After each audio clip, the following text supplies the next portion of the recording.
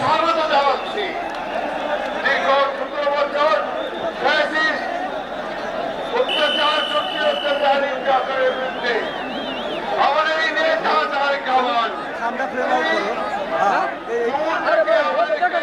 নেতৃত্ব দিয়েছেন, আমাদের গণতন্ত্রের লড়াইকে সামনের দিকে এগিয়ে নিয়ে গেছেন এবং আমরা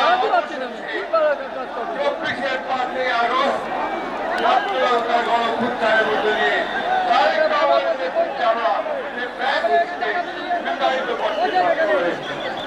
আজকে সেই নেতা এই দীর্ঘ নির্যাতনের পরে অবস্থায় থেকে আমাদের মাঝে বন্ধুগণ, এই গণতন্ত্রের সবচেয়ে কঠিন পথগুলো আমরা পাড়ি দিচ্ছি তারেক রহমানের নেতৃত্বে। আজকে সেই জন্য আমাদের জন্য সত্যি আনন্দের দিন।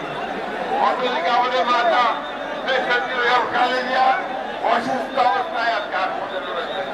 আজকে আমরা একদিকে আল্লাহ তাআলার কাছে দোয়া করবো যে তিনি সুস্থ আমাদের মধ্যে ফিরে আসেন, আর একই সাথে দোয়া করবো তারেক রহমানের নেতৃত্বে আমাদের আগামী 26-এ